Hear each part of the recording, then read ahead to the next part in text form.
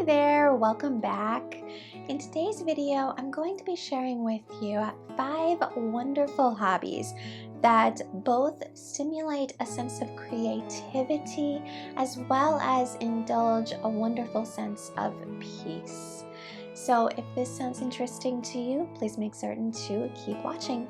But first, hello, welcome. My name is Diana. I am the Joyful Dabbler, and here on this channel, I record videos relating to meditation and mindful living. So if this sounds interesting to you, please make certain to hit that subscribe button down below. As a brand new YouTuber, I would really appreciate it. Thank you. And now let's get right into it. So the first hobby on my list is playing a musical instrument. The process of learning an instrument can be immensely enjoyable. Once you're able to practice the instrument for a while and you're able to actually start playing songs that you already know, that you're already familiar with, it can just be so amazing and magical to know this song is coming out of your fingers, out of your playing, out of what you're doing.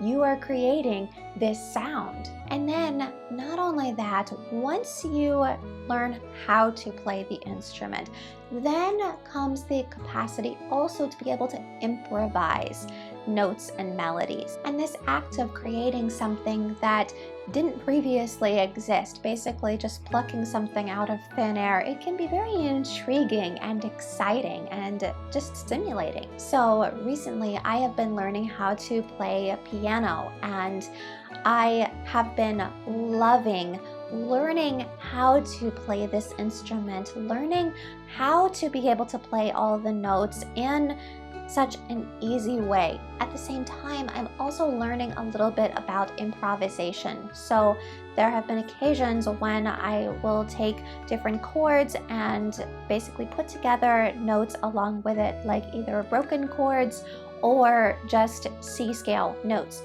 And it's interesting what these melodies sound like when I do this. One day I was playing around with this and I accidentally came up with the first few notes of the Shrek theme song. I was taken aback and I was like, wow, wait a second, I know this tune.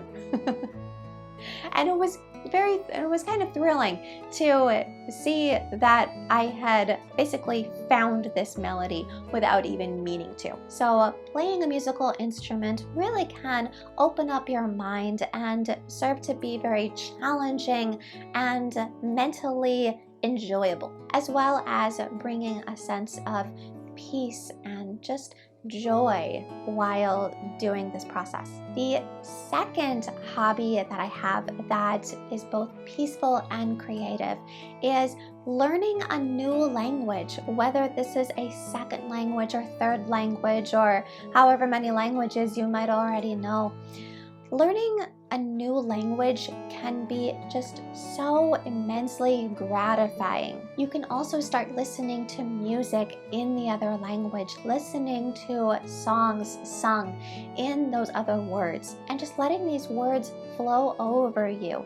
Listening to just the sound of a new language can be very peaceful and very calming, especially if it's a language that sounds really pretty to the ears. Learning a new language also has many physical benefits to our brain and our mental health. It helps our brain to build both white matter and gray matter. Gray matter in our brain is associated with the number of neurons that are present and that are forming. And white matter is associated with the pathways between those neurons. Learning a new language helps to boost both of those levels. So it helps to boost our memory, it helps to improve our ability to multitask as well as our concentration. Alrighty, the third hobby that I would like to talk about is meditation. Obviously, meditation is well known for cultivating peace and bliss and relaxation, but at the same time, it also helps to engage the mind. So contrary to a popular belief, meditation does not involve simply emptying your mind. Rather, it involves focus and concentration. So you can either focus simply on one thing. It can be your breath, it can be a part of your body, it can be a physical object, and you concentrate all of your attention on whatever that is, and you simply observe and choose not to react or think about it. Another way of meditating is to just be aware of everything around you, all of the sensory stimuli that might be coming in, anything that you might smell, anything that you might feel, anything that you might hear, and just noticing all of these different things one by one, then letting them go. And same as before, choosing not to think about or linger on any of these particular sensations. And being able to cultivate this fluidity, this act of observation without reacting, is a great way to soften our reflex to automatically react to everything. I do have various meditation videos available. I'll go ahead and link in the card up above my playlist, as well as I'll put that in the description down below. Alrighty, hobby number 4.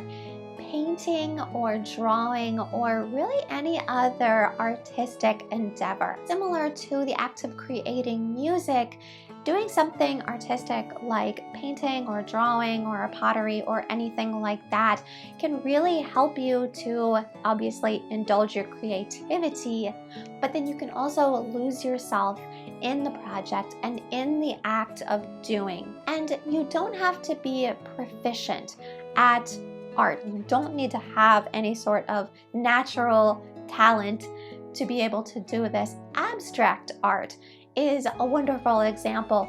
Basically, you can take whatever colors speak to you, whatever shapes speak to you, and design whatever just comes out naturally. And whatever you design will be a reflection of whatever you're feeling, whatever you're thinking. It can be a great way to get all of this out onto an actual physical canvas or a physical sketch pad and see it come to life and just see what's there. You can just take a bunch of colors and put them on the canvas and it'll be pretty. You can have fun with this. You can feel free to just express yourself and create whatever you want to. And then when you're done, you're going to have this wonderful piece of art that may not mean anything to anyone else, but it's a product of your imagination. It's a product of your emotions, your feelings, and you'll always know what you were thinking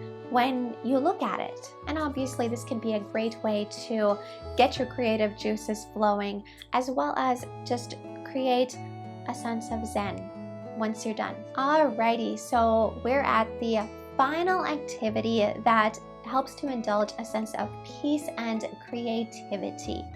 And that is to take a walk in nature. So at first glance, this might not seem like a creative activity, but next time you go outside, take a look around and just observe colors around you. Observe patterns that you might see.